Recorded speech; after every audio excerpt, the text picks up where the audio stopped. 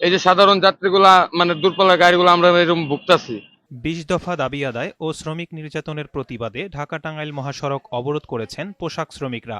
সকাল থেকেই মহাসড়কটি বন্ধ থাকায় চরম ভোগান্তিতে পড়েছে যাত্রীরা। থেকে এখানে জ্যামে পড়ে রয়েছি, একটা গার্মেন্টসের সমস্যা আর সারা বাংলাদেশে সমস্যা শুরু করে দিয়েছে। মঙ্গলবার সকাল থেকে ঢাকা টাঙ্গাইল মহাসড়ক অবরোধ করে বিক্ষোভ করেন গাজীপুরের কালিয়াকৈরের মৌচাক এলাকায় থাকা গ্লোবাস কারখানার শ্রমিকরা।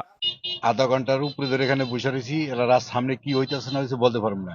এ সময় মহাসড়কের উভয় দিকে যান চলাচল বন্ধ হয়ে যায়। সকাল থেকে প্রায় ২.৫ ঘন্টা ধরে সৃষ্ট যানজটে চরম দুর্ভোগে পড়েন মহাসড়কে চলাচলকারীরা। খবর পেয়ে শিল্প পুলিশ ও থানা পুলিশ ঘটনাস্থলে গিয়ে শ্রমিকদের শান্ত করার চেষ্টা করেন। এ ঘটনাকে কেন্দ্র করে ঢাকা টাঙ্গাইল মহাসড়কের আশেপাশের ৮ থেকে ১০টি শিল্প কারখানায় ছুটি ঘোষণা করা হয়। পরে সকাল 10:30টায় শ্রমিকরা মহাসড়ক ছেড়ে দিলে যান চলাচল স্বাভাবিক হয়। এই ঈদে জামা জুতো অ্যাক্সেসরিজের ডিসকাউন্ট।